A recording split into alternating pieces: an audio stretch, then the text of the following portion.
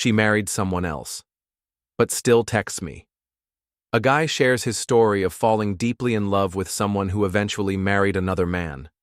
Despite her marriage, she continues to message him late at night, saying she misses what they had.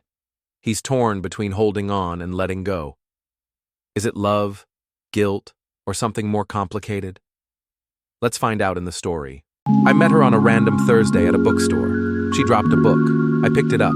We smiled, and everything just clicked. Our first coffee date felt like we'd known each other forever. We laughed, a lot, the kind that makes strangers look over and smile too. Later that night, we started texting. Just simple things at first, but I stayed up reading her messages over and over. We became inseparable, holding hands at the park, cooking dinner together, binge-watching bad movies and loving every second of it. One night on a rooftop under string lights and stars, I told her, "I think I'm falling for you." She looked at me and whispered, "I feel it too." We danced in the kitchen, flour everywhere, music loud, and not a care in the world. It felt like the beginning of forever. But then, something changed. She grew quiet. I'd be laughing at something on my phone, and she'd just drift away. She got busy with work, meetings, deadlines. My calls started going unanswered. I'd stare at my phone, watching it not ring. Text after text, nothing. She was slipping away, and I didn't know how to hold on. Even when we were together, we weren't. Both of us lost in our screens. It was the quietest dinner we ever had. Then came the day she left.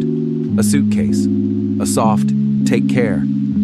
I stood in that airport like a ghost of her past. No messages, no calls, just me, scrolling through old pictures like they were proof it all really happened. And then, I saw it. A friend sent me her wedding photo, smiling, with someone else. She looked beautiful. He looked proud. But behind that perfect smile, was she happy? That night, I imagined her alone in a bridal suite, looking at her phone, wondering if I was doing the same. Weeks passed. Then one night, at 2:13 a.m., "I miss you." I stared at the message, 1,000 thoughts, but no reply. Why now? She kept texting, while he sat beside her, and I wondered, did she ever really leave? I remembered our walk on the beach, how she laughed like the world didn't exist. I missed that laugh. She was playing two roles, a wife by day, my ghost by night. I reread everything. The old "I love yous," the silly jokes. It still felt real. I almost called her, thumb hovering over her name, but I knew I couldn't. One night I lost it, yelled into the silence, cried into the storm. I think he found out. She got quiet again, but still, the texts came. Then came the truth. I married him because it was safe, but I never stopped loving you. I sat in the shower, clothes still on, water pouring, trying to wash her out of me. She sent one more message. I read it. I didn't reply.